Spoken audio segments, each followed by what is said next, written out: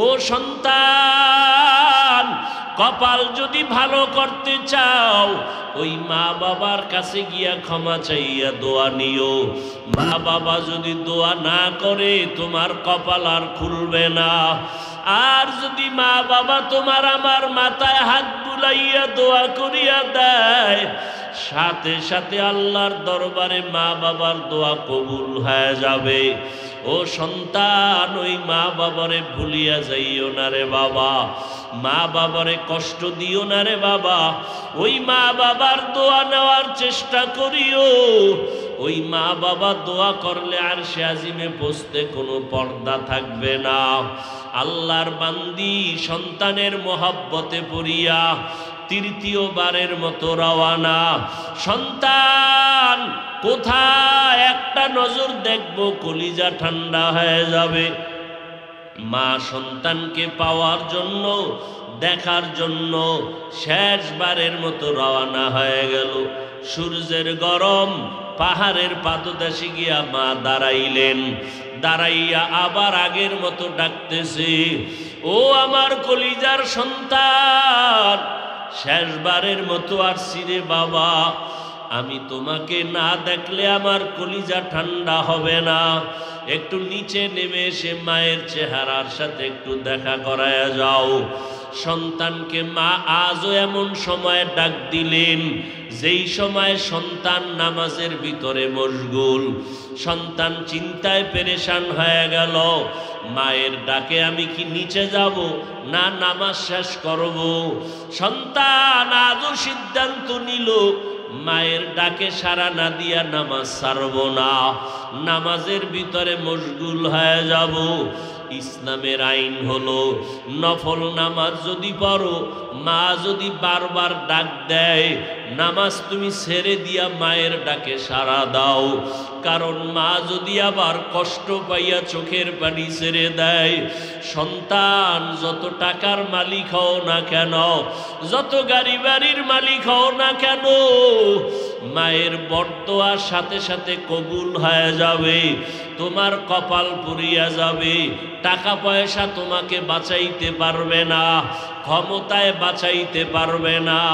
ওই মা বাবার অন্তরে যেন কষ্ট না যায়, এই জন্য ইসলামের আইন হলো নফল নামাজেও যদি দাঁড়াও, মা বাবায় যদি কলিজা ভরিয়া বারবার ডাকে, তাড়াতাড়ি নামাজ সারিয়া সারা দাও, মা বাবা যেন কষ্ট না পায়।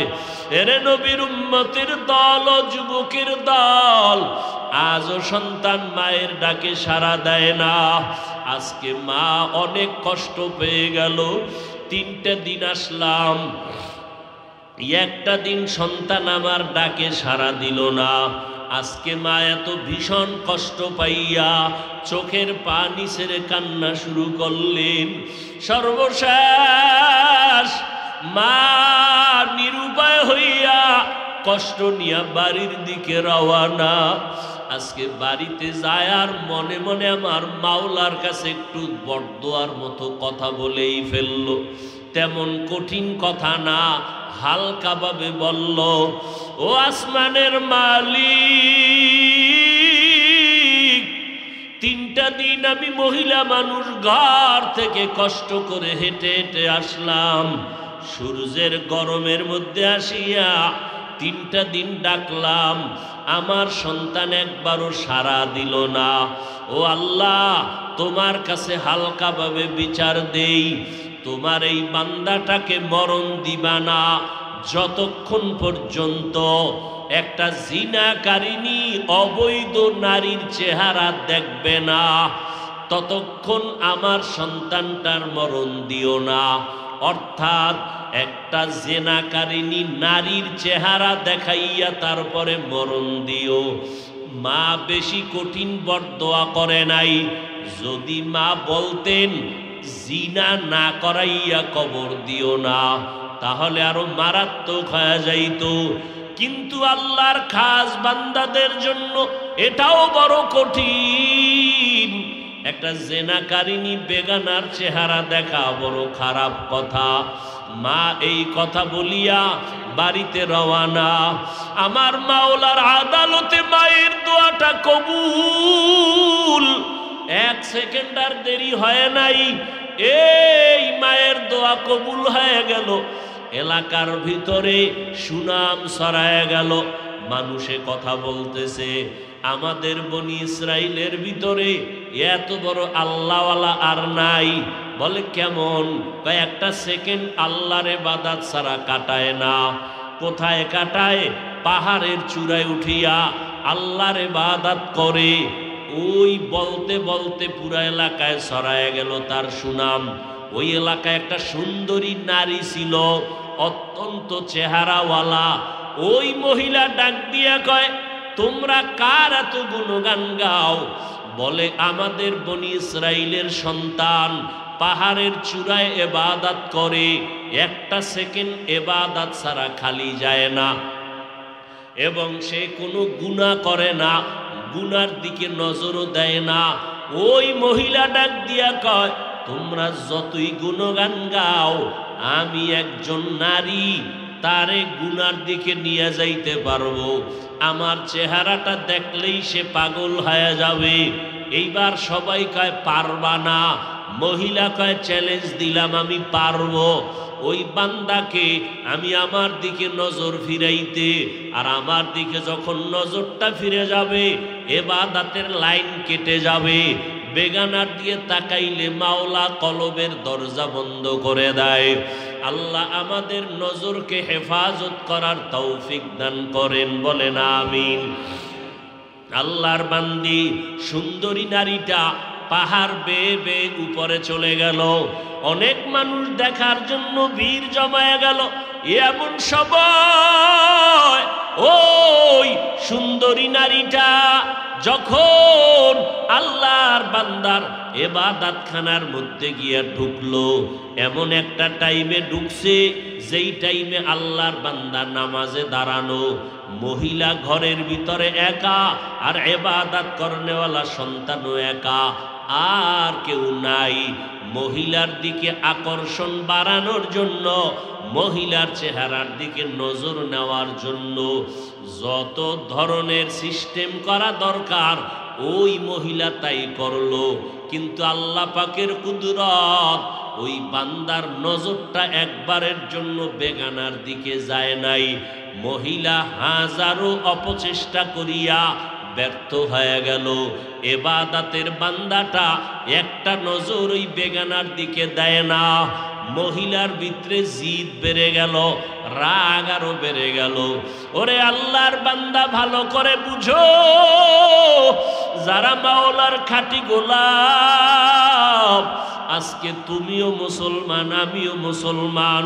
তোমার আল্লাহ আমার আল্লাহ এক, তোমার নবী আমার নবী এক, তোমার কোরআন আমার কোরআন এক, তোমার কালেমা আমার কালেমা এক, নাকি আলাদা?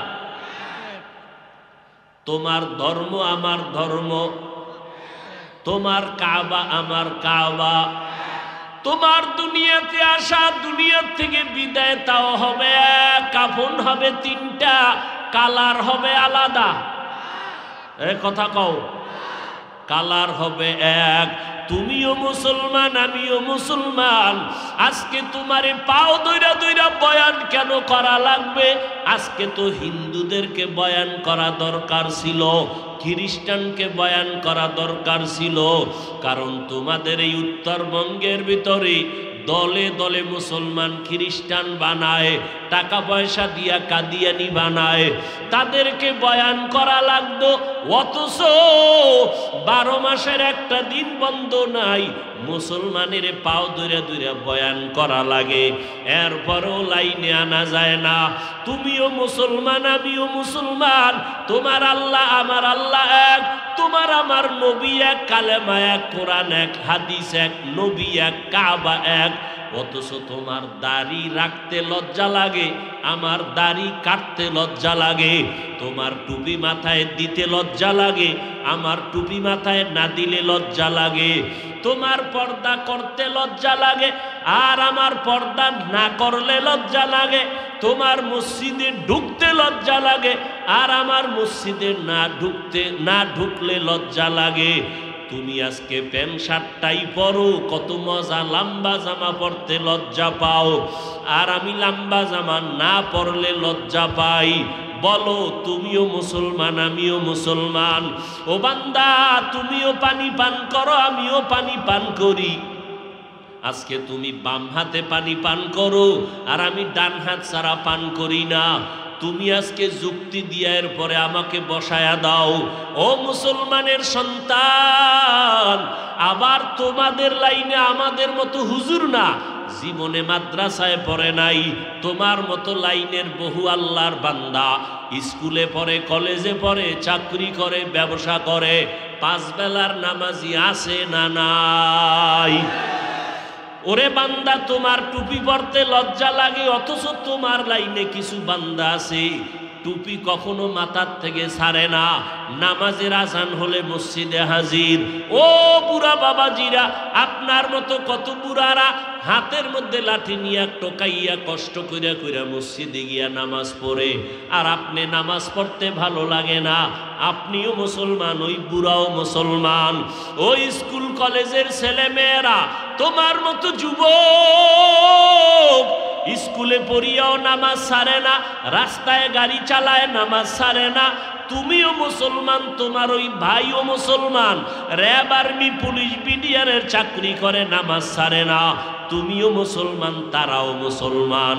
ও আল্লাহর বান্দারা, ও পর্দার আড়ালের আম্মা জানেরা, আমরা আল্লাহর রাস্তায় চলতেছি। ও পর্দার আড়ালের মা, আপনাদের মধ্যে থেকেই তো দুনিয়াতে নবী আসছেন, সাহাবায়ে কেরাম আসছেন, ওলিয়া উলিয়া আসছেন, হাফেজে কোরআনরা আসছেন। আপনারা তো হাফেজে কোরআনের মায়ের মতো মা, আপনারা তো নবীদের মায়ের মতো মা, আপনারা তো খাদিজা রাদিয়াল্লাহু আনহার মতো নারী, আপনারা তো ফাতেমা রাদিয়াল্লাহু আনহার মতো নারী, আয়েশা রাদিয়াল্লাহু আনহার মতো নারী। ও পর্দার আড়ালের আম্মা জান, আপনার মতো কত মা এখনো গ্রামে খুঁজলে পাওয়া যাবে, স্বামীর মাল হেফাজত করে, 5 ওয়াক্ত নামাজ পড়ে, বেপরদায় চলে না। এমন মায়ের অভাব নাই। আপনারা কেন পারেন না রে মা? আল্লাহর কাছে তওবা করেন। ও যুবকেরা, এখনো সময় আছে, তওবা করো। ওই আল্লাহর বান্দা এত সুন্দরী নারী সামনে দাঁড়াইলো, কতটা অঙ্গি ভঙ্গি করলো, কতটা অপকৌশল করলো, ওই বান্দার একটা নজরও বেগানার দিকে যায় নাই। আর তুমি এমন মুসলমান, মোবাইলটা নিয়ে সারা রাত কবিরা গুনাহ দেখো, আছে না নাই? সারাটা রাত দরওয়াজা জানালা বন্ধ, মা দেখে না, বাবা দেখে না, তুমি মোবাইলে কি করো? দেখনেওয়ালা কেউ আসেনি? কে আছে? ওই মাওলারে কেমনে ফাঁকি দিবি রে গুনাহগার? ওই আল্লাহরে ফাঁকি দিয়া কই যাবি রে ভাব? ওই আল্লাহর ধরা থেকে ফেরাউন বাঁচতে পারে নাই, ওই আল্লাহর ধরা থেকে নমরুদ বাঁচতে পারে নাই, ওই আল্লাহর ধরা থেকে দুনিয়ার কোনো নাফরমান বাঁচতে পারে নাই। ও আল্লাহর বান্দারা, এখনো সময় আছে, তওবা করো। ওই আল্লাহর বান্দার সামনে ওই সুন্দরী নারীটা ব্যর্থ হইয়া এইবার নিচে নেমে আসলো, পারলো না। পাহাড়ের নিচে নাইমা আসার পরে সামনে একটা খোলা ময়দান, ওই ময়দানে এক রাখাল বকরি চড়ায়। মহিলাটা রাখালের কাছে চলে গেল, খেয়াল করো, মহিলাটা রাখালের কাছে চলিয়া গেল। ওই রাখালের ধোকা দিয়া এমন ভাবে আকৃষ্ট করলো, রাখালের সাথে তার জিনা হয়ে গেল। জিনার মধ্যে একটা বাচ্চা গর্ভে চলে আসলো। ওই বাচ্চাটা গর্ভে ধারণ করলো। বৈধ না অবৈধ? অবৈধ বাচ্চা গর্ভে নিয়া ওই সুন্দরী নারীটা সবাইরে বলতেছি, তোমগো ইবাদত করনেওয়ালা বান্দারে ধোকা দিছি। সত্য কয় না মিথ্যা কয়? মিথ্যা কয়। বাচ্চাটা যখন দুনিয়াতে ভূমিষ্ঠ হলো, এইবার বাচ্চাটারে কোলে নিয়া এই জেনাকারিনী বেশ্যা নারী বাচ্চাটা কোলের মধ্যে নিয়া এলাকার বড় বড় মাতুব্বার যারা, বড় বড় ধনী মাথাওয়ালা এগো সামনে গিয়া কয় এই যে বাচ্চা এটা জানুনি কার? কয় জানি না, ওই পাহাড়ের চূড়ায় যিনি ইবাদত করে তার বাচ্চা আমার সাথে ওই ইবাদত করনেওয়ালা জেনা করেছে, এই জেনার বাচ্চা অবৈধ, তুমগো ইবাদত করনেওয়ালার। সবার মাথা গরম হয়ে গেল।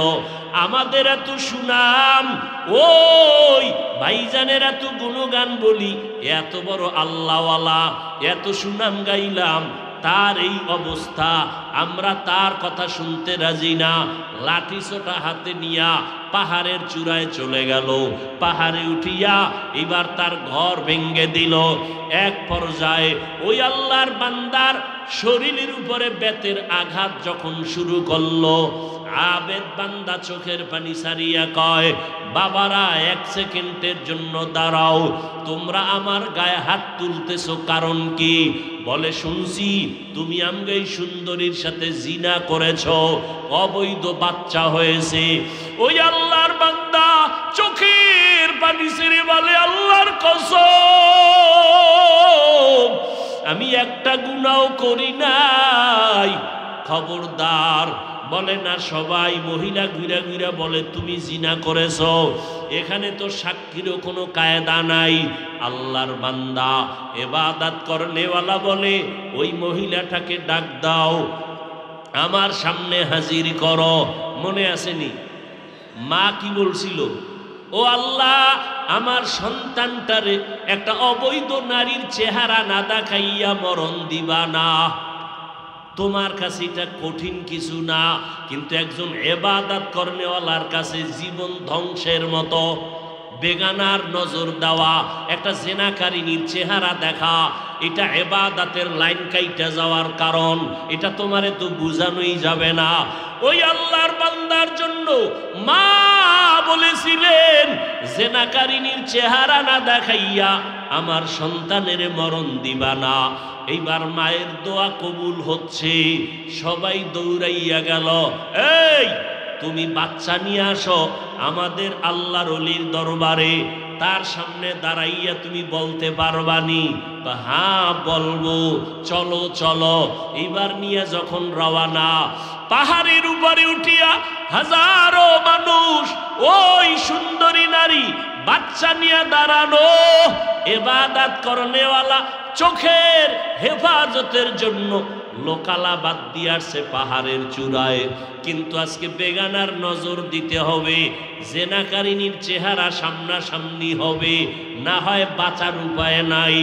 নামাজের মুসাল্লায় দাঁড়াইয়া চোখের পানি সারিয়া কয়, মালিক তুমি জানো আমি কোনো অপরাধ করি নাই, আমার বিরুদ্ধে অপবাদ রটায়।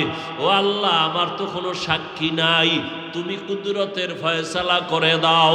ও আল্লাহ, তুমি জানো আমি তো কোনো গুনাহ করি নাই, মানুষ আমার বিরোধিতা করে। ও আল্লাহ, তুমি আমাকে পবিত্র বানায় দাও, পবিত্র প্রমাণ করে দাও। এইভাবে কান্নাকাটি কইরা এইবার জিনাকারিনী মহিলার সামনে আইসা ডাক দিয়া কয়, তুমি আমার বিরুদ্ধে অপবাদ দিছো? বলে হ্যাঁ। কি দিছো? কয় বাচ্চা তোমার। দে বাচ্চা আমার হাতে দে। এবার ওই বেশ্যা জাহান্নামী জেনাকারী নারীর হাত থেকে দুধের বাচ্চাটা কোলের মধ্যে নিয়া আল্লাহর বান্দা চোখের পানি ছেড়ে কাঁদেন। আর সবার সামনে দুধের বাচ্চাটারে জিজ্ঞাসা করে, এই বাচ্চা কথা বল, বল তাড়াতাড়ি তোর বাবাকে। বাচ্চাকে যখন প্রশ্ন করলো, বাচ্চাটা কথা বলতে পারতো না। ওই যে নামাজ পড়া মাওলার কাছে কান্নাকাটি করে দোয়া করছি, আল্লাহ কুদরতের রাস্তা খুলে দিছেন, বাচ্চার জবান খুলে গেছে। দুধের বাচ্চা ডাক দিয়া কয়, আমার বাবা হলো ওই রাখাল, আমার বাবা হলো ওই রাখাল। এইবার আল্লাহর বান্দা পবিত্র হয়ে গেল, ওই জিনার অপবাদ থেকেও আল্লাহ বাঁচাইলেন, আর মায়ের বরদোয়াটাও কাজে লাগাইলেন। মা বলছিল জেনাকারিনীর চেহারা না দেখে মরণ হবে না, চেহারাও দেখাইলেন, আর মাওলার কাছে চোখের পানি ছেড়ে কান্না করেছেন, আল্লাহ তার ইজ্জত হেফাজত করলেন। এইবার সব মানুষ মহিলার উপরে ক্ষিপ্ত হয়ে গেল। এরে নবীরা আশিক উম্মতের দল, ওই আল্লাহ এখনো আছে না নাই? ওই আল্লাহকে ভুলিয়া কই গেছো? ওই আল্লাহর মোহাব্বত দিয়া সামনে আগাও। তোমার লেখাপড়া বন্ধ করা লাগবে না, চাকরি বন্ধ করা লাগবে না, আল্লাহর মোহাব্বত নিয়ে চলো। জীবনে আর নামাজ ছাড়বা না, আর মা বাবারে কষ্ট দিবা না, আল্লাহর বিরোধিতাও করবা না। যদি মা বাবার দোয়া নিয়ে চলতে পারো, আল্লাহ বিজয় দিবে দুনিয়ায়, আল্লাহ বিজয় দেবে আখেরাতে। বিনা হিসাবে জান্নাতে যাইবা। পিছনে যারা অপরাধ করেছো রে বাবা, ও যুবক, আল্লাহ হেদায়েতের মালিক, কয়দিন আর বাহাদুরি করবা? আল্লাহর কাছে বিনয়ের সাথে তওবা করো। গুনার কথার দিকে তাকাইয়া মনে মনে আমার মাওলারে ডাক দাও, ও আল্লাহ, জীবনে তো কম নামাজ ছাড়ি নাই, কম বেপরদায় চলি নাই, আজকে থেকে তৈরি হয়ে গেলাম, আর নামাজ ছাড়ব না। আমার মতো তোমার মতো বান্দা যদি স্কুল কলেজে পড়িয়াও নামাজ পড়ে, তুমি কেন পারবা না? মনেরে বুঝাও। তোমার মতো যুবক যদি গাড়ি চালাইয়া নামাজ পড়ে, তুমি কেন পারবা না? তোমার মতো বান্দা নদীর মধ্যে কাজ করে, কৃষি কাজ করে, নামাজ ছাড়ে না, তুমি কেন পারবা না? আল্লাহর কাছে হেদায়েতের জন্য দোয়া চাও, মা বাবার দোয়া নিয়ে চলবা, আর কোনোদিন দাড়ি কাটবা না, মা বাবারে কষ্ট দিবা না, আলেমদের বিরোধিতা করবা না, নবীর তরিকার বাহিরে চলবা না। তওবা করার মতো যদি অন্তর তৈরি হয়, মুনাফিকি যদি অন্তরে না থাকে, ও যুবক, পায়ে হাত রেখে বলে গেলাম, আমার মতো হুজুর হইতে তোমাকে বলি না, মাওলানা হইতেও বলি না, তুমি ডাক্তার হও, ইঞ্জিনিয়ার হও, তবে আল্লাহর হুকুম মতো চলিও, নবীর তরিকা মতে চলিও, মা বাবার দোয়া নিয়ে চলিও, আলেমদের পরামর্শ নিয়ে চলিও, নবীর মোহাব্বত নিয়ে চলিও। তোমার ব্যবহারে যেন কেউ কষ্ট না পায়, তোমার আদর্শ দিয়া যেন অন্ধকার দূর হয়ে যায়, আদবলা জিন্দেগি নিয়ে চলিও। আল্লাহর কাছে তওবার যদি খাঁটি নিয়ত অন্তরে কারো থাকে, যে মরিয়া গেলে যাবা, নার নামাজ ছাড়বা না, আল্লাহকে যদি মন মতো বলতে পারো, আল্লাহ হায়াতের মালিক তুমি, রিজিকের মালিক তুমি, সম্মানের মালিক তুমি, আজকে থেকে তওবার নিয়ত করলাম, নামাজ ছাড়বো না, দাড়ি কাটবো না, বেপরদায় চলবো না, মা বাবার সাথে বেয়াদবি করব না, উলামায়ে কেরামের পরামর্শ নিয়া নবীর সুন্নাত অনুযায়ী চলবো। তওবা করার মতো যদি কারো অন্তর তৈরি হয়, খাঁটি অন্তর যদি থাকে, মুনাফিকি যদি অন্তরে না থাকে, খাঁটি তওবার নিয়ত যাদের আছে, দুটো হাত আমার আল্লাহকে দেখাইয়া দাও। আয় আল্লাহ, আমরা তওবার নিয়তে হাত তুলেছি, হাতগুলো কবুল করে নেন, তওবা কবুল করে নেন, তওবার উপরে মজবুত হইয়া চলার মতো তৌফিক দান করেন, আমিন। আলাইহা মালাইকাতুন গিলাযুন শিদাদুন লা ইয়াসুনাল্লাহা মা আমারাহুম। ওই জাহান্নামে দায়িত্বে যারা নিয়োজিত ফেরেশতা, আল্লাহ বলেন এরা কঠোর অন্তরের মালিক হবে, শক্ত অন্তরওয়ালা। ওয়ায়াফআলুনা মা ইউমারুন, আল্লাহর আদেশের বাহিরে তারা কিছুই করবে না, বরং আল্লাহ যা হুকুম করবেন ওই আদেশ তারা পালন করবেন। নবীজি বলেন, আলা কুল্লুকুম রাঈন ওয়া কুল্লুকুম মাসউলুন আন রাইয়াতিহি। সাবধান হে উম্মত, তোমরা প্রত্যেকেই দায়িত্বশীল। আল্লাহর দরবারে দায়িত্বের কারণে জবাবদিহিতার কাঠগড়ায় সকলকেই হাজির হতে হবে।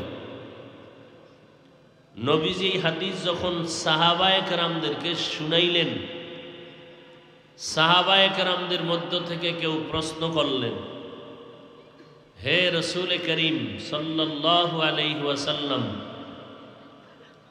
কে কার উপরে দায়িত্বশীল?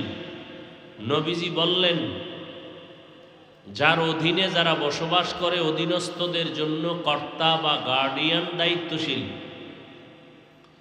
যেমন সন্তান পিতামাতার অধীন, মা বাপ সন্তানের দায়িত্বশীল। স্ত্রী স্বামীর অধীন, স্বামী স্ত্রীর দায়িত্বশীল। ছাত্র শিক্ষকদের অধীন, শিক্ষকগণ ছাত্রদের দায়িত্বশীল। একজন মেম্বার ওয়ার্ডের মানুষের দায়িত্বশীল। মসজিদের ইমাম খতিব মুসল্লিদের দায়িত্বশীল। একজন চেয়ারম্যান ইউনিয়নবাসীর দায়িত্বশীল। সরকার গোটা দেশবাসীর দায়িত্বশীল। ওলামায়ে আহলে হক গোটা উম্মতের দায়িত্বশীল। আর একজন সাহাবায়ে কেরামদের মধ্য থেকে প্রশ্ন করলেন, ইয়া রাসূলুল্লাহ, আমার অধীনে কেউ নাই, আমিও কারো অধীনে নেই, আমার দায়িত্ব কি? নবীজি বললেন, আপনি আপনার অঙ্গ প্রত্যঙ্গের দায়িত্বশীল। কিয়ামতের ময়দানে আল্লাহ অঙ্গ প্রত্যঙ্গের হিসাব নেবেন। দুটো হাত দিয়েছেন, দুটো পা দিয়েছেন, দুটো চোখ দিয়েছেন, আল্লাহ এগুলো অনর্থক দেন নাই। কিয়ামতের দিন আল্লাহ এগুলোর জবাব নেবেন, হিসাব নেবেন। মানুষ আযাবের ভয়ে, শাস্তির ভয়ে মিথ্যার আশ্রয় নিবে। তখন আল্লাহ জবানকে বন্ধ করে বলবেন, হাত কথা বলো, পা কথা বলো। আল ইয়াউমা নাখতিমু আলা আফওয়াহিহিম ওয়া তুকাল্লিমুনা আইদিহিম ওয়া তাশহাদু আরজুলুহুম বিমা কানু ইয়াকসিবুন। দস্তগোয়াদ মঞ্চুনি দুজদিদা আম, লব্বগোয়াদ মঞ্চুনি বুসিদা আম, চশমগোয়াদ চিদা আম গমজা হারাম, গোশগোয়াদ চিদা আম সমরুল কালাম। জবানকে আল্লাহ বন্ধ করে দিবেন। হাতকে বলবেন, হাত কথা বল। হাত আল্লাহর সামনে কথা বলা শুরু করবেন। ও দয়ার মালিক, দুটো হাত তুমি দিয়েছো যেই ডিউটি করার জন্য, তোমার বান্দা সে ডিউটি করে নাই। হাতের দ্বারা মানুষের কল্যাণে ব্যবহার করবে, এই হাত দ্বারা মানুষের পক্ষে কাজ করবে, মা বাবার কল্যাণে কাজ করবে, এই হাতের দ্বারা কোরআন ধরে ধরে পড়বে। বান্দা হাত দিয়া অন্যায়ের দিকে হাতকে প্রসারিত করেছে, হাতের দ্বারা অন্যায়ের কল্পনা করে মানুষের ক্ষতি সাধনে হাত ব্যবহার করেছে। হারাম জিনিস হাত দ্বারা ধরেছে, নাপাক জিনিস হাতের মাধ্যমে স্পর্শ করেছে। আল্লাহ বলবেন, পা কথা বলো। আল্লাহর অর্ডারে পা কথা বলবে, চোখ কথা বলবে। ও দয়ার মালিক, দুটো চোখ তুমি দান করেছো, মা বাবা দেখবে সওয়াব, এই চোখ দিয়া আলেম দেখবে সওয়াব, এই চক্ষু দিয়া কোরআন দেখে দেখে পড়বে সওয়াব, এই চোখের দ্বারা তোমার ঘর বাইতুল্লাহ দেখবে সওয়াব, তোমার কুদরত দেখবে সওয়াব। কিন্তু বান্দা এই চোখের দ্বারা ভালো কিছু দেখে নাই, বরং সারাটা রাত মোবাইলের দিকে তাকাইয়া তাকাইয়া কবিরা গুনাহ করে করে রাত কাটিয়েছে, ঘুমায় নাই। আল্লাহর আদালতে সব অঙ্গ প্রত্যঙ্গ কথা বলবে। আল্লাহ পাক এগুলোর সাক্ষী শুনিয়া তারপরে বান্দার ফয়সালা দিবেন। আল্লাহ তাআলা সাক্ষী ছাড়া ডাইরেক্ট কারো ব্যাপারে কোনো রায় পেশ করবেন না। আল্লাহ পাক বলেন, ও দায়িত্বশীলেরা, তোমাদের যার উপরে যত দায়িত্ব আছে পালন করো। ত্রুটি যদি করো, হাসরের ময়দানে পার পাওয়ার কোনো উপায় নাই, কারণ হাসরের মাঠ ইনসাফের বিচারের মাঠ।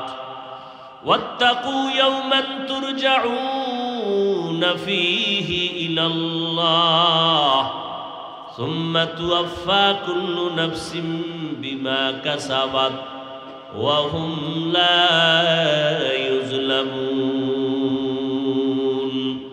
ভয় করো ওই দিনের কথা, যেই দিন আল্লাহর আদালতে সবাই হাজির হতে হবে।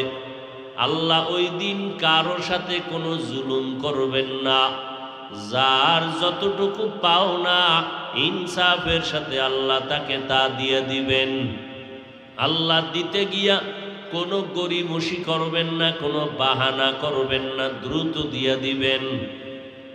আল ইয়াউমা তুজজা কুল্লু নাফসিন বিমা কাসাবাত লা যুলমাল ইয়াউম ইন্নাল্লাহা সারিউল হিসাব।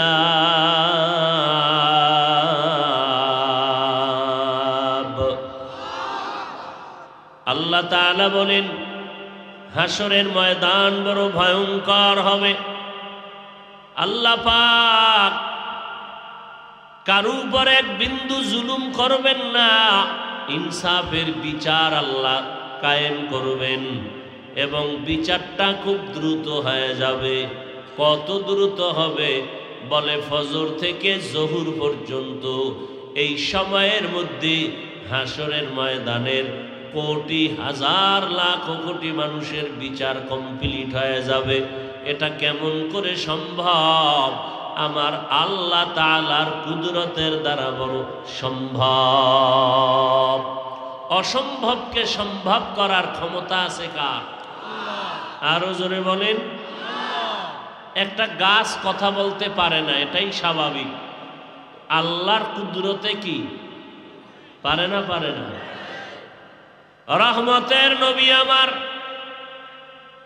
মরা খেজুর গাছের উপরে দাঁড়ায়া খুতবা পড়ে দীর্ঘদিন পড়ার পর সাহাবায়ে কেরামদের অনুরোধে নতুন মিম্বর বানালেন। ওই মরা গাছ, মানুষের কান্নার মতো আওয়াজ। নবী এসে দাঁড়ায় বলেন, রে গাছ কেন কান্না করো? ও নবী, গাছ বলে আপনার বিরহের বেদনায় কান্না করি। কি চাও? আমি রহমতের নবী দোয়া করব, তুমি আজ তাজা হয়ে যাবা, তোমার ফল বের হবে, জমিনের মানুষ তোমার ফল খাবে। গাছ বলে, না তা চাই না। তো কি চাও বলো? গাছ বলেন, ইয়া রাসূলুল্লাহ, আমি চাই আপনি আমার জানাজা পড়ায় এখানে দাফন করে দিবেন। হাসরের ময়দানে আমি আপনার সাথে জান্নাতে থাকতে চাই। উস্তুনে হান্নানা আজ হাজরে রসুল নালামি জাদ হামচুয়ার বাবু উকুল। একটা মরা গাছ কথা বলতে পারে না, এটাই বাস্তবতা। কিন্তু নবীর সাথে মরা গাছ কথা বলে, এটা কেমনে সম্ভব? এর সংক্ষেপ জবাব হলো, আমার আল্লাহর কুদরতের দ্বারা সম্ভব। অসম্ভবকে সম্ভব যিনি করেন তিনি আমার আল্লাহ। এই বিশ্বাস যারা অন্তরে জমা রাখবে তারা মুমিন। এই বিশ্বাস যারা অন্তরে জমা রাখবে না তারা বেঈমান। একটা দুধের বাচ্চা মায়ের কোলে কথা বলতে পারে না, এটাই বাস্তবতা। কিন্তু আবার আল্লাহ যদি ক্ষমতা দেন, পারে না? পারে না। ঈসা নবী মায়ের কোলে দুগ্ধ পান অবস্থায় কথা বলেছেন। পয়গম্বর ঈসা আলাইহিস সালাম আর এক আল্লাহর বান্দার ঘটনা হাদিসে পাকের মধ্যে আছে। রহমতের নবী বয়ান করেন, নবী বলেন, ও সাহাবায়ে কেরাম, আমার আগে একজন নবী চলে গেছেন, মূসা আলাইহিস সালাম। মূসা নবীর উম্মতের মধ্যে একটা দল ছিল বনি ইসরাইল। বনি ইসরাইল এরা ইয়াকুব নবীর সন্তান, আর ঈসা নবী আর মূসা নবীর উম্মত হলো বনি ইসরাইল, এরা দুই ভাগে বিভক্ত। সব বনি ইসরাইল ইয়াকুব নবীর সন্তান, আর ধর্মীয় লাইনে এরা দুই নবীর উম্মত, এক নবী ঈসা আর এক নবী, কথা কয় না, মূসা আলাইহিস সালাম। ঈসা নবীর উম্মতের দাবিদারেরাও বনি ইসরাইল, মূসা নবীর উম্মতের যারা দাবি করে এরাও বনি ইসরাইল। তবে ধর্মীয় লাইনে তারা দুই ভাগ হয়ে গেছে, একদল ইহুদি আর একদল নাসারা। ইহুদিদেরকে ইহুদি বলা হয়, নাসারা যারা কোরআনের ভাষায়, তারা আমাদের সচরাচর ভাষা হলো তারা খ্রিস্টান। তারা কি খ্রিস্টান? ঈসা নবীর উম্মত হওয়ার দাবিদার। ইহুদিরা মূসা নবীর উম্মত হওয়ার দাবিদার। দোনো দলই বনি ইসরাইল। আল্লাহ তাআলার নবী, আপনার আমার নবী, সাহাবায়ে কেরামদেরকে বনি ইসরাইলের এক ঘটনা শুনাইতেছেন। ভালো করে শুনবেন। আল্লাহর নবী বলেন, ও সাহাবায়ে কেরাম, বনি ইসরাইলের ভেতরে একজন বড় ইবাদত করনেওয়ালা বান্দা, এত বেশি ইবাদত করতেন, তার 24 ঘন্টা আল্লাহর ইবাদত ছাড়া কোনো কাজ নাই। ইবাদত করতে গিয়া এক সময় তার অন্তর এতটা মজবুত হয়ে গেল, চিন্তা করে দেখলো, মানুষের মধ্যে যদি থাকি আমার ইবাদতের মধ্যে ঘাটতি আসে, যতক্ষণ ইবাদত করি ভালো, ইবাদত করে বাইরে নামলে, মানুষের মধ্যে ঢুকে পড়লে, তখন আমার ইবাদতের মন মানসিকতা নষ্ট হয়। আল্লাহর বান্দা চিন্তা করিয়া সিদ্ধান্ত নিল, আমি আর লোকালয়ে থাকব না, নির্জন জায়গায় গিয়া একতাবদ্ধ হইয়া একনিষ্ঠতার সাথে এক ধ্যানে আমি রবের ইবাদত করব। এই চিন্তা করিয়া আল্লাহর বান্দা সিদ্ধান্ত নিল, জঙ্গলে যাইয়া একটা পাহাড়ের চূড়ায় উঠল, কোন রকম একটা ছোট ঘর বানাইয়া আল্লাহর বান্দা ওই ঘরের মধ্যে ইবাদতে মগ্ন হয়ে গেল। এখন আর ডিস্টার্ব নাই, মনের মধ্যে কোনো পেরেশানি নাই, খানারও চিন্তা নাই, বাহিরে যাওয়ারও কোনো পেরেশানি নাই। আল্লাহর বান্দা এক ধ্যানে এক মনে আল্লাহর ইবাদত করে, একটা সেকেন্ড সময় আল্লাহর মোহাব্বতের বাইরে সে ব্যয় করে না। এতটাই আল্লাহর প্রতি তার মোহাব্বত গাঢ় হয়ে গেল। কিন্তু আল্লাহর নবী বলেন, আল্লাহর প্রিয় বান্দা যারা, আল্লাহ তাদেরকে কঠিন থেকে কঠিন পরীক্ষা নেন। পরীক্ষায় যারা পাশ করবে তারা বিনা হিসাবে জান্নাত পেয়ে যাবে। আল্লাহর নবী বলেন, ওই বনি ইসরাইলের গোলাম পাহাড়ের চূড়ায় ছোট ঘর, ওই ঘরের মধ্যে ইবাদতে মশগুল, বাড়িতেও যায় না, পাহাড়ের নিচেও নামে না। কিন্তু ঘরের ভেতরে একমাত্র মা দুঃখিনী, দীর্ঘদিন হয়ে যাওয়ার পরে পেরেশান হয়ে গেলেন। সন্তানের দেখি না, কত রাত কত দিন হয়ে গেল, আমার কলিজার টুকরা সন্তান, একবারও দেখলাম না, সন্তান আমার ঘরে আসে না, মনটা বড় খারাপ। যদি আমার ঘরে আসতো, আমি আমার সন্তানকে দেখে একটু তৃপ্তি অর্জন করতাম। সন্তানের প্রতি মা বাবার কি পরিমাণ মোহাব্বত এটা বুঝাবার কোনো ভাষা নাই। সন্তান হাজারো অপরাধ করলে মা বলিয়া যখন ডাক দেয় মায়ের কলিজা ঠান্ডা হয়ে যায়। বাবাকে যখন বাবা বলে ডাক দেয় বাবার কলিজা ঠান্ডা হয়ে যায়।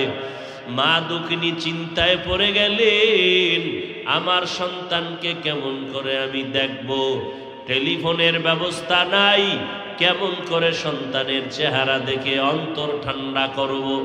মা চিন্তা ভাবনা করিয়া সিদ্ধান্ত নিল, আমি সকালবেলা বাবার সন্তানের কাছে যাই একটু দেখা করব। যদিও আমি মহিলা মানুষ, ওই পাহাড় বেয়ে চূড়ায় উঠতে পারবো না, তবে যদি আমি পাহাড়ের নিচে বৈশা আমার কলিজার সন্তানটাকে একটু মোহাব্বতে ডাক দেই, আমার সন্তান যদি এসে একটু দেখা দেয় আমার কলিজা ঠান্ডা হয়ে যাবে। মা চিন্তা ভাবনা করিয়া সিদ্ধান্ত নিয়ে নিল। সূর্যের প্রখর তাপ বাড়তেছে, সকাল দুপুরের আগ মুহূর্তে মা সন্তানের মোলাকাতের জন্য একা একা রওনা হয়ে গেলেন। পাহাড়ের পাদদেশে যাইয়া পাহাড়ের চূড়ার মুখের মুখটা উঠাইয়া, রোদের তাপ, সূর্যের আলো, উপরে তাকানো যায় না, হাত দিয়া চোখের উপরে পর্দা লাগায় তারপরে উপরে তাকাইলেন। আমার নবীও সাহাবায়ে কেরামদেরকে এইভাবে দেখাইলেন। সন্তানের মা ওই পাহাড়ের নিচে বসে সন্তানকে সম্বোধন করে ডাকলেন, ও বাবা তুমি পাহাড়ের চূড়ায় আসো, আমি মা তোমার বিরহের বেদনায় হাজির হয়ে গেলাম, একটু সময়ের জন্য তুমি আমাকে দেখা দাও, ইবাদতে আমার কোনো বাধা নাই। কতদিন হলো রে বাবা তোমার চেহারা দেখতে পারি না, একটু তুমি নিচে নামিয়া আমি মায়ের সাথে একটু দেখা দিয়া যাও। প্রচন্ড রোদের গরমে মা অনেকবার ডাকাডাকি করলেন। সন্তানকে এমন সময় মা ডাকলেন যেই সময় সন্তানটা নামাজের মধ্যে দাঁড়ানো। সন্তান চিন্তায় পড়ে গেল, আমি এখন আমার মালিকের মোহব্বতের বন্ধনে আবদ্ধ। আমার আম্মা জান ডাকতেছেন, আমি আমার মাওলার ডাকে দাঁড়াইয়া থাকবো নাকি মায়ের ডাকে সাড়া দিয়া নিচে চলে যাব। চিন্তা ভাবনা করিয়া সন্তান সিদ্ধান্ত নিল, আমি আমার মাওলার ডাকের মোহাব্বত থেকে আমি আলাদা হব না। সন্তান নামাজে দাঁড়াইয়া আল্লাহর মোহাব্বতে মশগুল হয়ে দাঁড়ায় রইল। মায়ের ডাকে সন্তান একবারও সাড়া দেয় নাই। দীর্ঘ টাইম মা দাঁড়াইয়া সন্তানের না পাইয়া মনের কষ্ট নিয়া বিমুখ হইয়া মা ঘরের মধ্যে চলে গেলেন। মনে মনে নিয়াত করেছেন, আমার কষ্টটা সন্তান বুঝলো না, যেহেতু বুঝেই নাই আর আমি সন্তানের কাছে আসব না। মা ঘরে চলে গেলেন। ঘরের মধ্যে যাওয়ার পর রাতের বেলা ঘুমায়, মায়ের চোখে ঘুম আসে না। অন্তরের ভেতরে জ্বালা, অন্তরের ভেতরে মোহাব্বতের আগুন জ্বলতেছে। সন্তানটাকে না দেখলে কলিজা ঠান্ডা হবে না।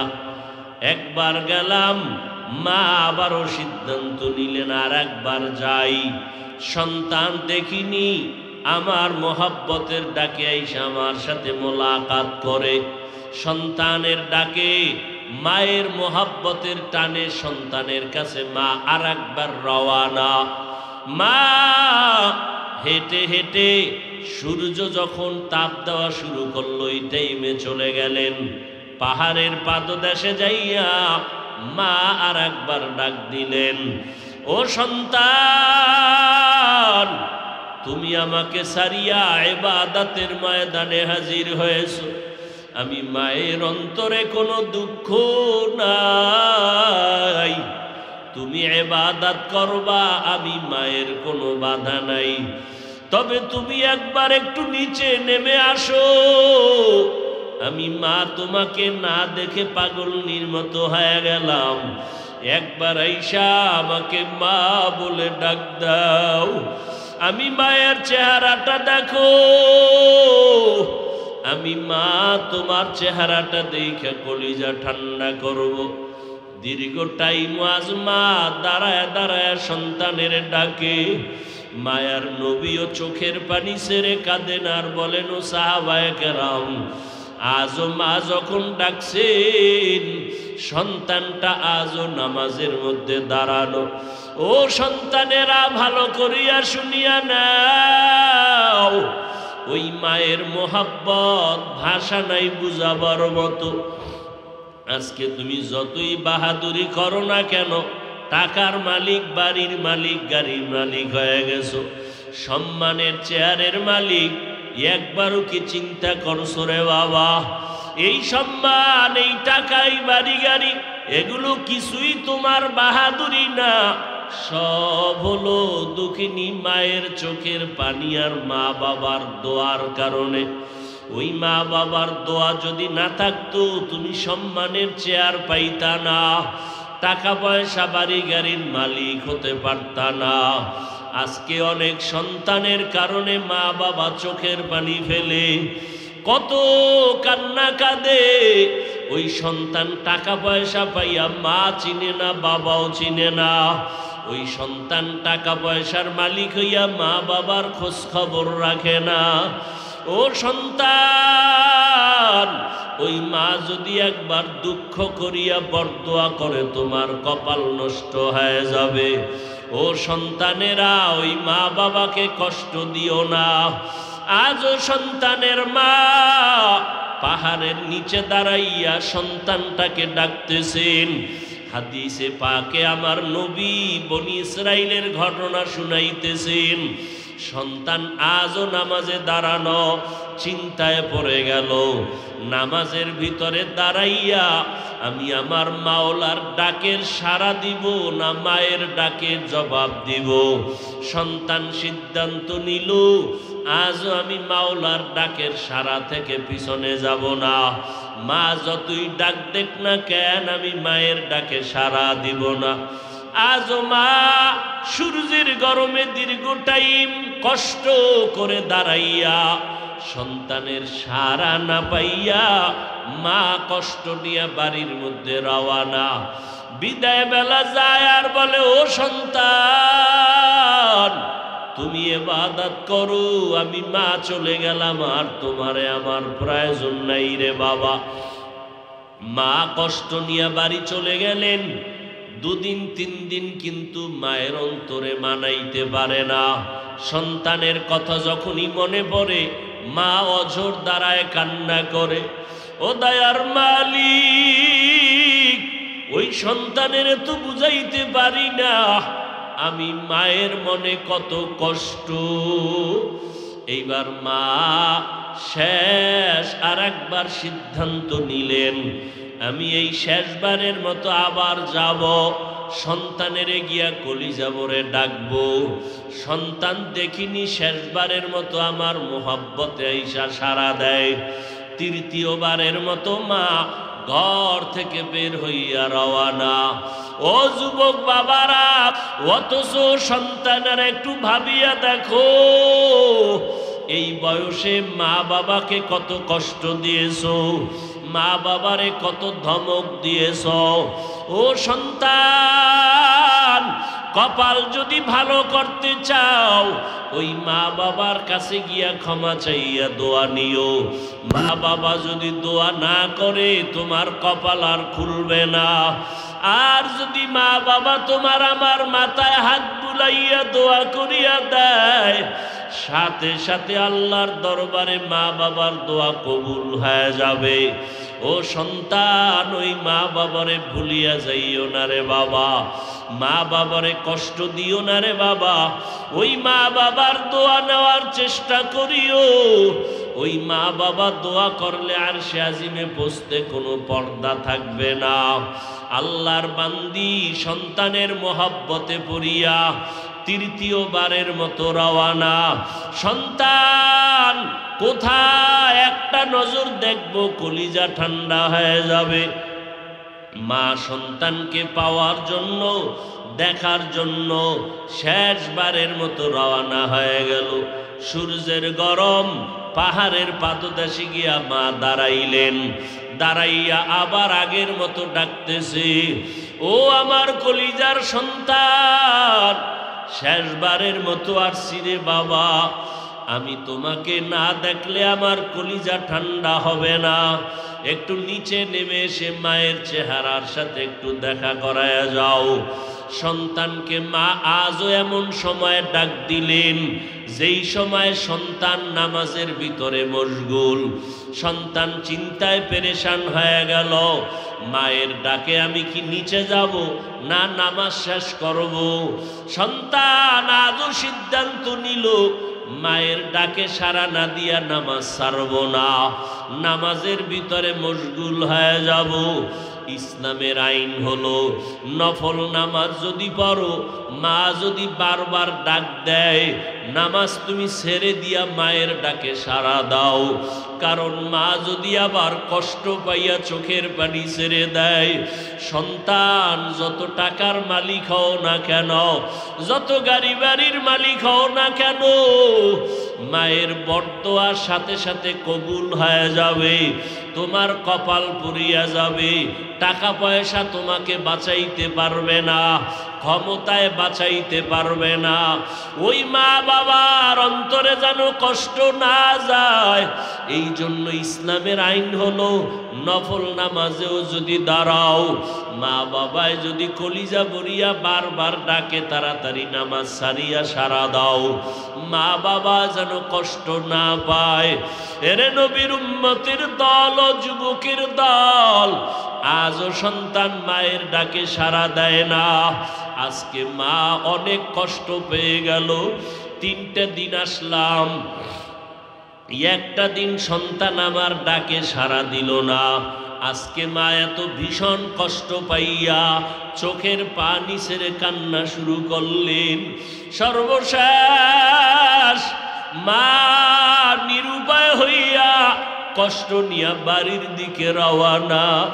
আজকে বাড়িতে যায় আর মনে মনে আমার মাওলার কাছে একটু বরদোয়ার মতো কথা বলেই ফেলল। তেমন কঠিন কথা না, হালকাভাবে বলল, ও আসমানের মালিক, 3টা দিন আমি মহিলা মানুষ ঘর থেকে কষ্ট করে হেঁটে হেঁটে আসলাম। সূর্যের গরমের মধ্যে আসিয়া 3টা দিন ডাকলাম, আমার সন্তান একবারও সাড়া দিল না। ও আল্লাহ, তোমার কাছে হালকাভাবে বিচার দেই, তোমার এই বান্দাটাকে মরণ দিবা না যতক্ষণ পর্যন্ত একটা জিনাকারিনী অবৈধ নারীর চেহারা দেখবে না, ততক্ষণ আমার সন্তানটার মরণ দিও না। অর্থাৎ একটা জিনাকারিনী নারীর চেহারা দেখাইয়া তারপরে মরণ দিও। মা বেশি কঠিন বরদোয়া করে নাই। যদি মা বলতেন জিনা না করাইয়া কবর দিও না, তাহলে আরো মারাত্মক হয়ে যাইত। কিন্তু আল্লাহর খাস বান্দাদের জন্য এটাও বড় কঠিন। একটা জেনাকারিনী বেগানার চেহারা দেখা বড় খারাপ কথা। মা এই কথা বলিয়া বাড়িতে রওয়ানা। আমার মাওলার আদালতে মায়ের দোয়াটা কবুল। 1 সেকেন্ড আর দেরি হয় নাই, এই মায়ের দোয়া কবুল হয়ে গেল। এলাকার ভিতরে সুনাম ছড়ায় গেল। মানুষে কথা বলতেছে, আমাদের বনি ইসরাইলের ভিতরে এত বড় আল্লাহওয়ালা আর নাই। বলে কেমন? কয়েকটা সেকেন্ড আল্লাহর ইবাদত ছাড়া কাটায় না। কোথায় কাটায়? পাহাড়ের চূড়ায় উঠিয়া আল্লাহর ইবাদত করে। ওই বলতে বলতে পুরা এলাকায় ছড়ায় গেল তার সুনাম। ওই এলাকায় একটা সুন্দরী নারী ছিল, অত্যন্ত চেহারাওয়ালা। ওই মহিলা ডাক দিয়া কয়, তোমরা কার এত গুণগান গাও? বলে আমাদের বনি ইসরাইলের সন্তান পাহাড়ের চূড়ায় ইবাদত করে, একটা সেকেন্ড ইবাদত ছাড়া খালি যায় না, এবং সে কোনো গুনাহ করে না। গুনার দিকে নজরও দেয় না। ওই মহিলা ডাক দিয়া কয়, তোমরা যতই গুণগান গাও, আমি একজন নারী, তারে গুনার দিকে নিয়ে যাইতে পারবো। আমার চেহারাটা দেখলেই সে পাগল হয়ে যাবে। এইবার সবাই কয় পারবা না। মহিলা কয় চ্যালেঞ্জ দিলাম, আমি পারবো। ওই বান্দাকে আমি আমার দিকে নজর ফিরাইতে, আর আমার দিকে যখন নজরটা ফিরে যাবে, ইবাদতের লাইন কেটে যাবে। বেগানার দিয়ে তাকাইলে মাওলা কলবের দরজা বন্ধ করে দেয়। আল্লাহ আমাদের নজরকে হেফাজত করার তৌফিক দান করেন, বলেন আমিন। আল্লাহর বান্দি সুন্দরী নারীটা পাহাড় বেয়ে বেয়ে উপরে চলে গেল। অনেক মানুষ দেখার জন্য ভিড় জমায়ে গেল। এমন সময় ওই সুন্দরী নারীটা যখন আল্লাহর বান্দার ইবাদতখানার মধ্যে গিয়া ঢুকলো, এমন একটা টাইমে ঢুকছে যেই টাইমে আল্লাহর বান্দা নামাজে দাঁড়ানো। মহিলা ঘরের ভিতরে একা, আর ইবাদত করনেওয়ালা সন্তানও একা, আর কেউ নাই। মহিলার দিকে আকর্ষণ বাড়ানোর জন্য, মহিলার চেহারার দিকে নজর নেওয়ার জন্য যত ধরনের সিস্টেম করা দরকার ওই মহিলা তাই করলো। কিন্তু আল্লাহ পাকের কুদরত, ওই বান্দার নজরটা একবারের জন্য বেগানার দিকে যায় নাই। মহিলা হাজারো অপচেষ্টা করিয়া ব্যর্থ হয়ে গেল। ইবাদতের বান্দাটা একটা নজর ওই বেগানার দিকে দেয় না। মহিলার ভিতরে জিদ বেড়ে গেল, রাগ আরো বেড়ে গেল। ওরে আল্লাহর বান্দা, ভালো করে বুঝো, যারা মাওলার খাঁটি গোলাম, আজকে তুমিও মুসলমান, আমিও মুসলমান। তোমার আল্লাহ আমার আল্লাহ এক, তোমার নবী আমার নবী এক, তোমার কোরআন আমার কোরআন এক, তোমার কালেমা আমার কালেমা এক, নাকি আলাদা? তোমার ধর্ম আমার ধর্ম, তোমার কাবা আমার কাবা, তোমার দুনিয়াতে আসা, দুনিয়ার থেকে বিদায় তাও হবে এক, কাফন হবে তিনটা, কালার হবে আলাদা। কথা কও, কালার হবে এক। তুমিও মুসলমান, আমিও মুসলমান। আজকে তোমারে পাও দইরা দইরা বয়ান কেন করা লাগবে? আজকে তো হিন্দুদেরকে বয়ান করা দরকার ছিল, খ্রিস্টানকে বয়ান করা দরকার ছিল। কারণ তোমাদের এই উত্তরবঙ্গের ভিতরে দলে দলে মুসলমান খ্রিস্টান বানায়, টাকা পয়সা দিয়া কাদিয়ানি বানায়, তাদেরকে বয়ান করা লাগতো। অথচ 12 মাসের একটা দিন বন্ধ নাই, মুসলমানের পাও ধরে ধরে বয়ান করা লাগে, এরপরও লাইনে আনা যায় না। তুমিও মুসলমান, আমিও মুসলমান, তোমার আল্লাহ আমার আল্লাহ এক, তোমার আমার নবী এক, কালেমা এক, কোরআন এক, হাদিস এক, নবী এক, কাবা এক। অথচ তোমার দাড়ি রাখতে লজ্জা লাগে, আমার দাড়ি কাটতে লজ্জা লাগে। তোমার টুপি মাথায় দিতে লজ্জা লাগে, আমার টুপি মাথায় না দিলে লজ্জা লাগে। তোমার পর্দা করতে লজ্জা লাগে, আর আমার পর্দা না করলে লজ্জা লাগে। তোমার মসজিদে ঢুকতে লজ্জা লাগে, আর আমার মসজিদে না ঢুকলে লজ্জা লাগে। তুমি আজকে প্যান্ট শার্টটাই পরো, কত মজা, লম্বা জামা পরতে লজ্জা পাও, আর আমি লম্বা জামা না পরলে লজ্জা পাই। বলো, তুমিও মুসলমান, আমিও মুসলমান। ও বান্দা, তুমিও পানি পান করো, আমিও পানি পান করি। আজকে তুমি বাম হাতে পানি পান করো, আর আমি ডান হাত ছাড়া পান করি না। তুমি আজকে যুক্তি দিয়ে এরপরে আমাকে বসায়া দাও।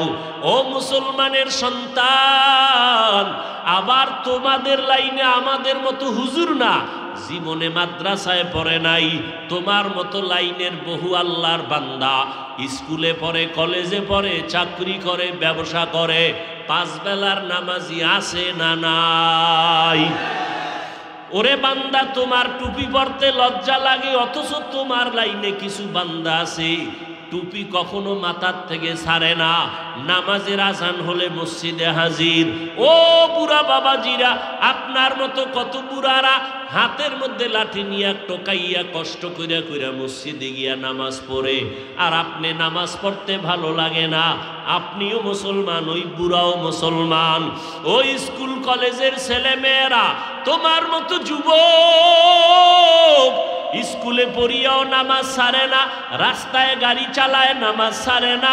তুমিও মুসলমান, তোমার ওই ভাইও মুসলমান, র্যাব আর্মি পুলিশ বিডিআরের চাকরি করে, নামাজ ছাড়ে না। তুমিও মুসলমান, তারাও মুসলমান। ও আল্লাহর বান্দারা, ও পর্দার আড়ালের আম্মা জানেরা, আমরা আল্লাহর রাস্তায় চলতেছি। ও পর্দার আড়ালের মা, আপনাদের মধ্যে থেকেই তো দুনিয়াতে নবী আসছেন, সাহাবায়ে কেরাম আসছেন, ওলিয়া উলিয়া আসছেন, হাফেজে কোরআনরা আসছেন। আপনারা তো হাফেজে কোরআনের মায়ের মতো মা, আপনারা তো নবীদের মায়ের মতো মা, আপনারা তো খাদিজা রাদিয়াল্লাহু আনহার মতো নারী, আপনারা তো ফাতেমা রাদিয়াল্লাহু আনহার মতো নারী, আয়েশা রাদিয়াল্লাহু আনহার মতো নারী। ও পর্দার আড়ালের আম্মা জান, আপনার মতো কত মা এখনো গ্রামে খুঁজলে পাওয়া যাবে, স্বামীর মাল হেফাজত করে, 5 ওয়াক্ত নামাজ পড়ে, বেপরদায় চলে না। এমন মায়ের অভাব নাই।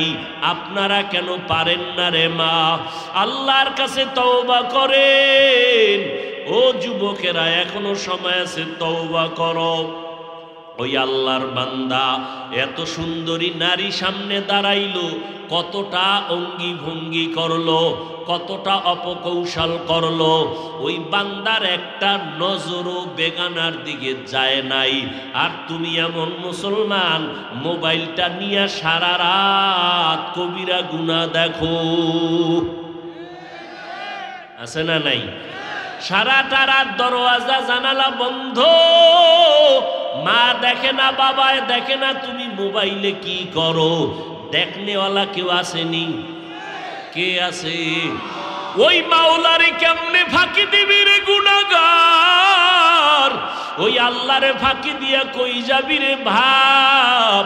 ওই আল্লাহর ধরা থেকে ফেরাউন বাঁচতে পারে নাই, ওই আল্লাহর ধরা থেকে নমরুদ বাঁচতে পারে নাই, ওই আল্লাহর ধরা থেকে দুনিয়ার কোনো নাফরমান বাঁচতে পারে নাই। ও আল্লাহর বান্দারা, এখনো সময় আছে, তওবা করো। ওই আল্লাহর বান্দার সামনে ওই সুন্দরী নারীটা ব্যর্থ হইয়া এইবার নিচে নেমে আসলো, পারলো না। পাহাড়ের নিচে নাইমা আসার পরে সামনে একটা খোলা ময়দান, ওই ময়দানে এক রাখাল বকরি চড়ায়। মহিলাটা রাখালের কাছে চলে গেল, খেয়াল করো, মহিলাটা রাখালের কাছে চলিয়া গেল। ওই রাখালের ধোকা দিয়া এমন ভাবে আকৃষ্ট করলো, রাখালের সাথে তার জিনা হয়ে গেল। জিনার মধ্যে একটা বাচ্চা গর্ভে চলে আসলো। ওই বাচ্চাটা গর্ভে ধারণ করলো।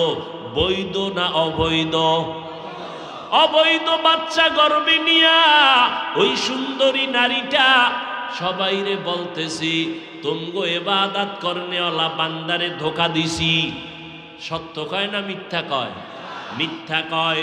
বাচ্চাটা যখন দুনিয়াতে ভূমিষ্ঠ হলো, এইবার বাচ্চাটারে কোলে নিয়া এই জেনাকারিনী বেশ্যা নারী বাচ্চাটা কোলের মধ্যে নিয়া এলাকার বড় বড় মাতুব্বার যারা, বড় বড় ধনী মাথাওয়ালা, এগো সামনে গিয়া কয়, এই যে বাচ্চা, এটা জানুনি কার? কয় জানি না। ওই পাহাড়ের চূড়ায় যিনি ইবাদত করে তার বাচ্চা, আমার সাথে ওই ইবাদত করনেওয়ালা জেনা করেছে, এই জেনার বাচ্চা অবৈধ। তুমগো ইবাদত করনেওয়ালার সবার মাথা গরম হয়ে গেল। আমাদের এত সুনাম, ওই ভাইজানের এত গুণগান বলি, এত বড় আল্লাহওয়ালা, এত সুনাম গাইলাম, তার এই অবস্থা, আমরা তার কথা শুনতে রাজি না। লাঠি সোটা হাতে নিয়া পাহাড়ের চূড়ায় চলে গেল। পাহাড়ে উঠিয়া এবার তার ঘর ভেঙ্গে দিল। এক পর্যায়ে ওই আল্লাহর বান্দার শরীরের উপরে বেতের আঘাত যখন শুরু করলো, আবেদ বান্দা চোখের পানি সারিয়া কয়, বাবারা 1 সেকেন্ডের জন্য দাঁড়াও, তোমরা আমার গায়ে হাত তুলতেছো কারণ কি?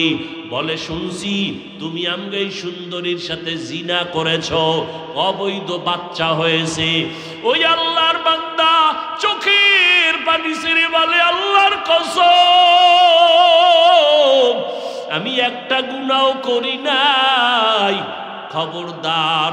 বলে না, সবাই মহিলা ঘুরা ঘুরা বলে তুমি জিনা করেছো, এখানে তো সাক্ষীরও কোনো কায়দা নাই।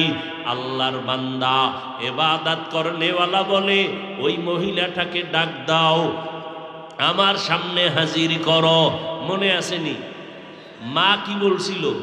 ও আল্লাহ, আমার সন্তানটারে একটা অবৈধ নারীর চেহারা না দেখাইয়া মরণ দিবা না। তোমার কাছে এটা কঠিন কিছু না, কিন্তু একজন ইবাদত করনেওয়ালার কাছে জীবন ধ্বংসের মতো। বেগানার নজর দেওয়া, একটা জেনাকারিনীর চেহারা দেখা, এটা ইবাদতের লাইন কাইটা যাওয়ার কারণ। এটা তোমারে তো বুঝানোই যাবে না। ওই আল্লাহর বান্দার জন্য মা বলেছিলেন, জেনাকারিনীর চেহারা না দেখাইয়া আমার সন্তানের মরণ দিবা না। এইবার মায়ের দোয়া কবুল হচ্ছে, সবাই দৌড়াইয়া গেল, এই তুমি বাচ্চা নিয়ে আসো আমাদের আল্লাহর ওলির দরবারে। তার সামনে দাঁড়াইয়া তুমি বলতে পারবানি? হ্যাঁ বলবো। চলো চলো।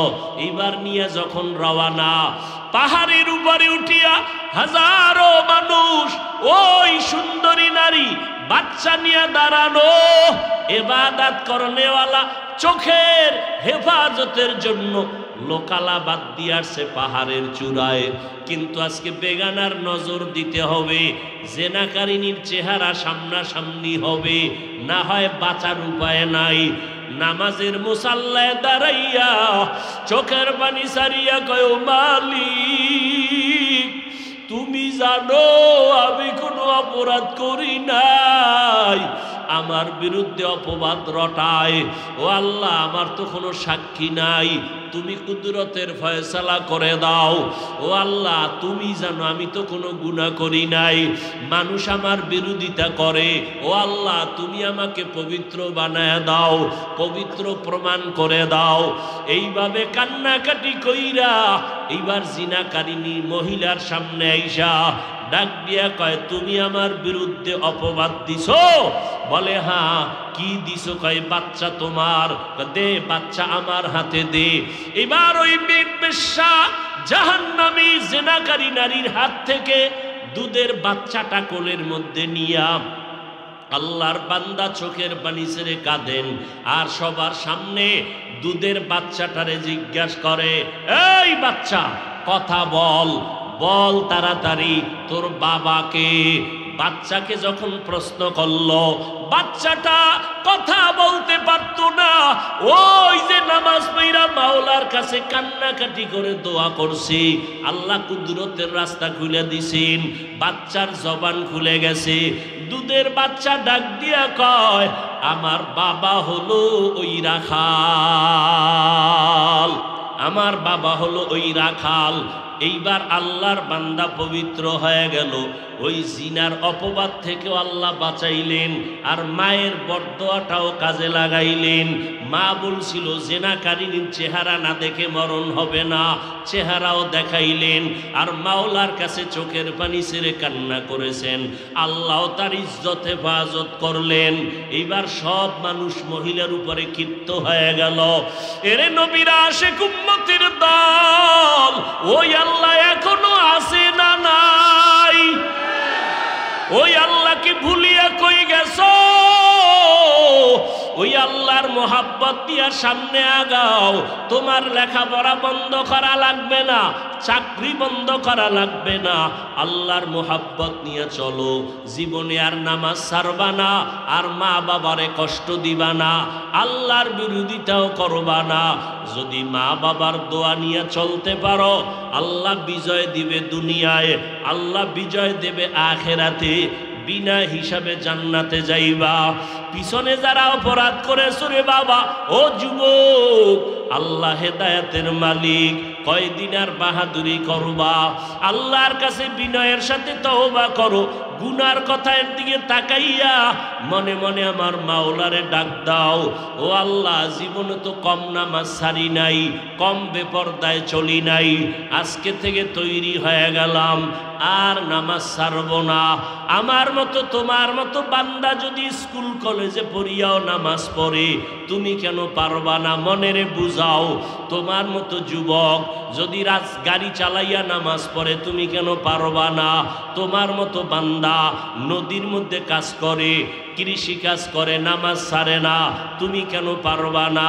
আল্লাহর কাছে হেদায়েতের জন্য দোয়া চাও, মা বাবার দোয়া নিয়ে চলবা, আর কোনোদিন দাড়ি কাটবা না, মা বাবারে কষ্ট দিবা না, আলেমদের বিরোধিতা করবা না, নবীর তরিকার বাহিরে চলবা না। তওবা করার মতো যদি অন্তর তৈরি হয়, মুনাফিকি যদি অন্তরে না থাকে, ও যুবক, পায়ে হাত রেখে বলে গেলাম, আমার মতো হুজুর হইতে তোমাকে বলি না, মাওলানা হইতেও বলি না, তুমি ডাক্তার হও, ইঞ্জিনিয়ার হও, তবে আল্লাহর হুকুম মতো চলিও, নবীর তরিকা মতে চলিও, মা বাবার দোয়া নিয়ে চলিও, আলেমদের পরামর্শ নিয়ে চলিও, নবীর মোহাব্বত নিয়ে চলিও। তোমার ব্যবহারে যেন কেউ কষ্ট না পায়, তোমার আদর্শ দিয়া যেন অন্ধকার দূর হয়ে যায়, আদবলা জিন্দেগি নিয়ে চলিও। আল্লাহর কাছে তওবার যদি খাঁটি নিয়ত অন্তরে কারো থাকে যে মরিয়া গেলে যাবা, নার নামাজ ছাড়বা না, আল্লাহকে যদি মন মতো বলতে পারো, আল্লাহ হায়াতের মালিক তুমি, রিজিকের মালিক তুমি, সম্মানের মালিক তুমি, আজকে থেকে তওবার নিয়ত করলাম, নামাজ ছাড়বো না, দাড়ি কাটবো না, বেপরদায় চলবো না, মা বাবার সাথে বেয়াদবি করব না, উলামায়ে কেরামের পরামর্শ নিয়া নবীর সুন্নাত অনুযায়ী চলবো।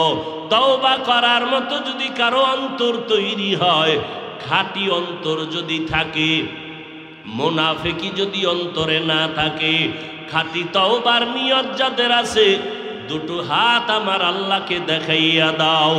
আয় আল্লাহ, আমরা তওবার নিয়তে হাত তুলেছি, হাতগুলো কবুল করে নেন, তওবা কবুল করে নেন, তওবার উপরে মজবুত হইয়া চলার মতো তৌফিক দান করেন, আমিন।